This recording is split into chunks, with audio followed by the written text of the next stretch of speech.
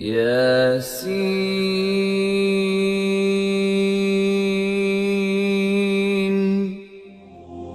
آخری بات، بے حیائی۔ آج بے حیائی کا گناہ جتنا زیادہ ہو رہا ہے پہلے دنیا میں کبھی بھی نہیں تھا۔ زنا اتنا آسان ہو گیا ہے جوان آدمی کے لیے، اتنا آسان کہ وہ زنا کر کے لڑکوں کو بتاتا ہے کہ میں نے کیا ہے۔ زنا کی سزا اسلام میں، کنوارا اگر زنا کرے تو چوک پہ کھڑا کر کے 100 کوڑے لگاؤ، یہ اللہ کا حکم ہے، اور شادی شدہ زنا کرے تو اللہ کا حکم کیا ہے، اس کو پتھروں سے مار کے سنسار کر دو۔ اتنا بدترین جرم ہے، اور کرنے کے بعد دوستوں کو بتا رہا ہے۔ نبی صلی اللہ علیہ وسلم نے فرمایا ایک آدمی جرم کرتا ہے، اللہ اس کے جرم پہ پردہ ڈالتے ہیں، ستاری کا معاملہ کرتے ہیں، شاید توبہ کر لے، یہ اپنے جرم کو لوگوں میں بیٹھ کے بیان کر دیتا ہے، اللہ اس کے لیے توبہ کا دروازہ بند، کہ تجھے اپنے جرم پر خود ہی شرم نہیں ہے تو میں تیرے گناہ کو کیوں معاف کروں۔ ایسے جیسے رمضان میں ایک روزہ کھا رہا ہے گھر کے کچن میں چھپ کے، اور ایک سڑک پہ کھڑے ہو کر روزہ کھا رہا ہے، دونوں میں زمین آسمان کا فرق ہے۔ ایک توبہ کرے گا، توبہ کی امید بھی ہے، دوسرے کو توبہ کی توفیق نہیں ملتی۔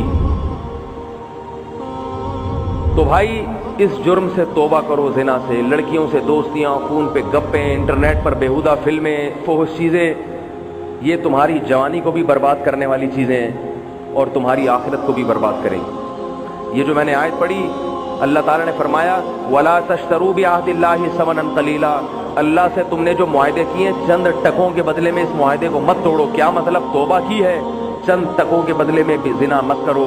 زنا کی لذت تھوڑی دیر کی ہے، بچ جاؤ گے تو خدا بہت نوازے گا تمہیں، آخرت میں بہت نوازے گا۔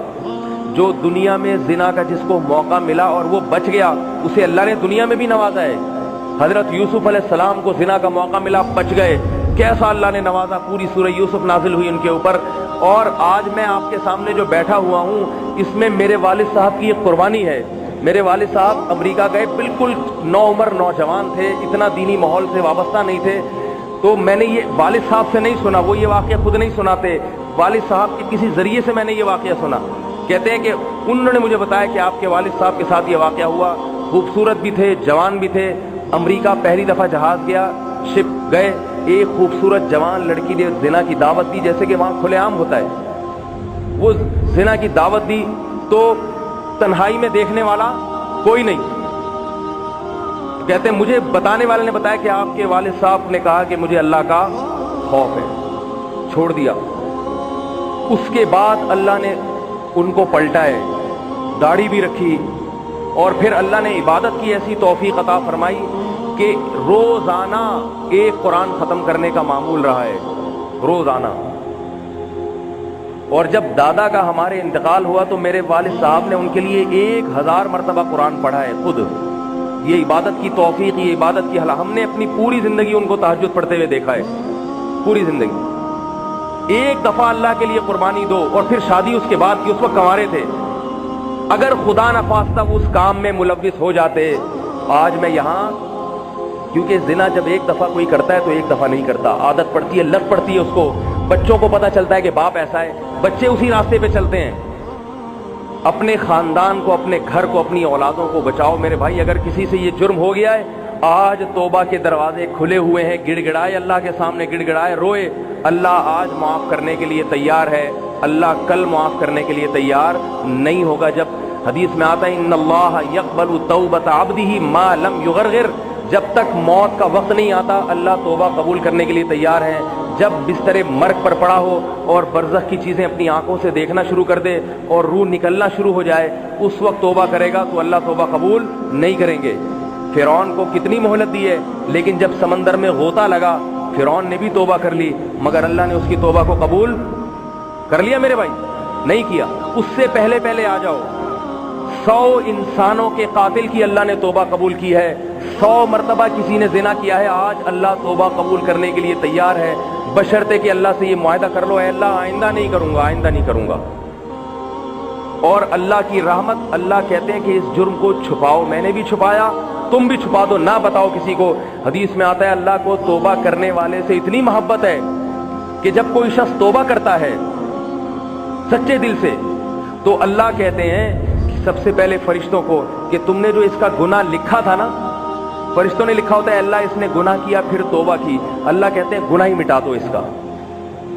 क्योंकि इससे भी इंसान को शर्म आती है। किया और फिर छोड़ दिया, मिटा दो जैसे किया ही नहीं। जिस जमीन पर गुनाह किया होता है वो जमीन गवाह बनती है।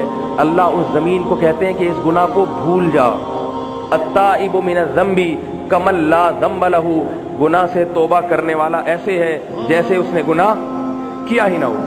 तो अल्लाह ने क्या फरमाया, वला तश्तरू बिअहदिल्लाहि समनन कलीला, दुनिया के चंद टकों के बदले में अल्लाह से किए हुए मुआहदों को मत तोड़ो। इस्लाम ला के जो अल्लाह से मुआहदा किया है, ए अल्लाह तौहीद पे चलेंगे और कबीरा गुनाहों से बचेंगे, इन मुआहदों को मत तोड़ो। क्यों? इन्नमा इंदल्लाहि हुवा खैरुल लकुम, अल्लाह ने तुम्हारे लिए जो अपने पास मजे मजे की चीजें छुपा के रखी हुई हैं वो तुम्हारे लिए इस दुनिया से बहुत बेहतर है। वहां सब कुछ मिल जाएगा। यहाँ दुनिया की औरत से अपने आप को हराम तरीके से बचाओ, हराम औरत से बचाओ अपने आप को, वहां तुम्हें जन्नत की हूर मिलेगी। और यहाँ नजर की हिफाजत करो, वहां तुम्हारी आंखें ठंडी होने का सारा सामान मौजूद है अल्लाह के यहाँ। फरमाए मा इंदल्लाहि मा इंदकुम यनफद, जो कुछ तुम्हारे पास है खत्म होने वाला है, खत्म। अगर ये बहुत मजे का भी हो, हमेशा के लिए नहीं है। बुढ़ापे में कोई जिना करता है क्या? है भाई, थोड़ी सी उम्र ढलकेगी तो ये हसीनाएं खुद बखुद छोड़ छाड़ के आपको भाग जाएंगी, और उस हसीना की उम्र भी थोड़ी सी ढलक जाए आप भी छोड़ देंगे उसको। जो आज मोहब्बत के दावे हो रहे हैं ना कि तुम्हारे बगैर नींद नहीं आती, चांद सितारे